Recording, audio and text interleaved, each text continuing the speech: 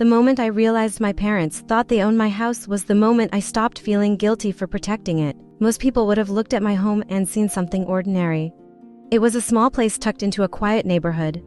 2 bedrooms, a tiny kitchen, and a backyard with an old fence that leaned slightly toward the alley behind it. It was not the kind of house that impressed anyone.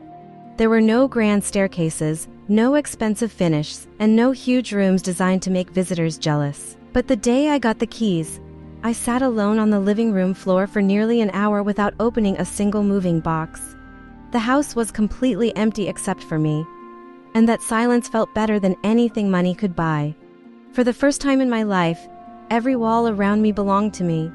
Nobody had a spare key, nobody could walk in without permission.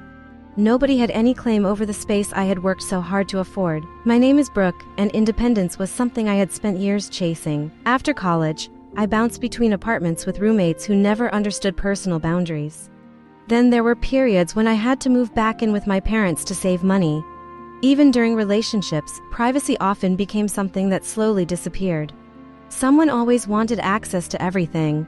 Someone always expected explanations. This house felt different the second I stepped inside. Of course, my family reacted the way many families do when one of their own finally accomplishes something significant. They congratulated me, hugged me, and told everyone they knew how proud they were. At the same time, little comments started appearing almost immediately. My mother asked for the garage code in case of emergencies. My father spent an entire afternoon criticizing where I placed the dining table. My aunt laughed during a family dinner and pointed toward the guest room, calling it her holiday suite. Everyone laughed along with her. I laughed too. That had always been my role in the family. I was the peacekeeper. The person who ignored discomfort so nobody else had to feel uncomfortable. If something bothered me, I usually swallowed it. Keeping everyone happy seemed easier than creating conflict. 3 weeks after moving in, I learned exactly how expensive that habit could become. I had worked late on a Thursday evening and stopped for takeout on my way home. I was exhausted, carrying to food containers and fumbling for my keys while walking toward the front door. As soon as I stepped onto the porch, something felt wrong. The hallway light was glowing through the front window. I always turned it off before leaving. Then I heard voices and the sound of a television playing somewhere deeper inside the house. My stomach immediately tightened. For a second, I wondered if I had somehow forgotten that I invited someone over. The thought made no sense, but it was the only explanation my brain could come up with. I unlocked the door and slowly stepped inside. What I saw stopped me cold. My father was stretched comfortably across my couch flipping through television channels. My mother stood in the kitchen moving spice jars from one shelf to another as if she had lived there for years. Their shoes were off, their jackets hung over the dining room chairs. They looked completely at home. My mother smiled when she noticed me standing there. Perfect timing, she said. We were just making dinner. I set the takeout containers on the counter and stared at them. How did you get in here? Without hesitation, my mother pulled a key from her pocket.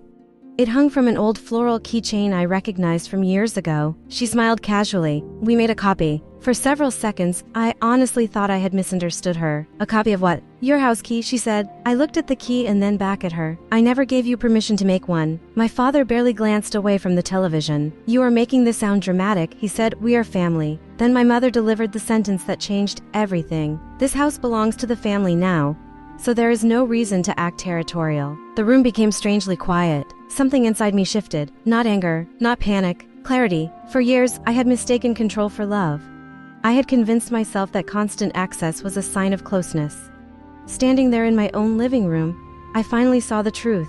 They did not view my home as mine. They viewed it as an extension of themselves. I walked to the front door and opened it. Cool evening air drifted inside. My parents exchanged confused looks. Then I smiled politely. If this is family property, then family can leave together. My mother laughed immediately. Then she realized I was serious. The smile vanished from her face. My father muted the television and slowly stood up. Are you actually throwing us out? No, I said calmly. I am asking you to leave my house. The emphasis on the word "my" seemed to offend them more than anything else. The discussion that followed never became a screaming match. Somehow that made it worse.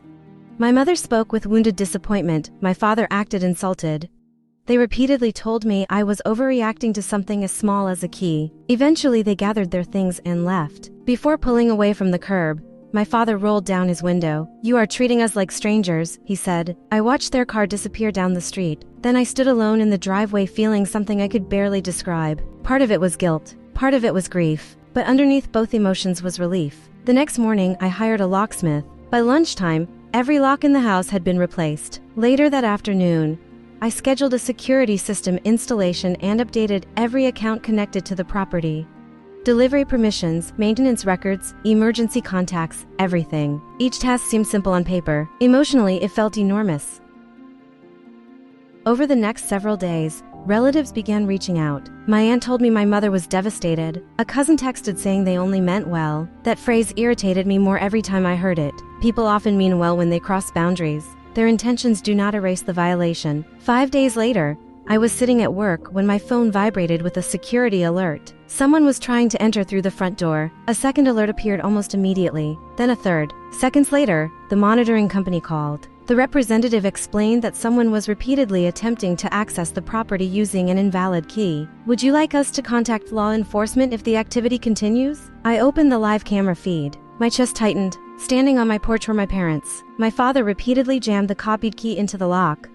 My mother stood beside him looking irritated rather than embarrassed. They genuinely expected it to work. I sat silently at my desk while coworkers discussed weekend plans around me. Watching that footage hurt more than I expected, because it proved something important. They did not believe they were doing anything wrong. They believed they belonged there. No police. I finally told the representative, "Just keep recording." When I got home that evening, the house was exactly as I had left it.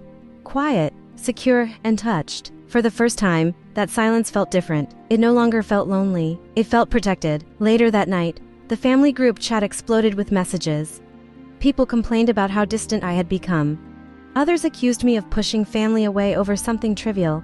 Some tried guilt, others tried shame. I sat alone in my living room reading every message while rain tapped softly against the windows. Then I muted the conversation. The house became silent again, and as I looked around the room, I finally understood what ownership truly meant. Ownership was not about mortgage payments or legal documents. It was about having the right to decide who enters your life and who stays outside the door. That night, for the first time since buying the house, I felt completely at home.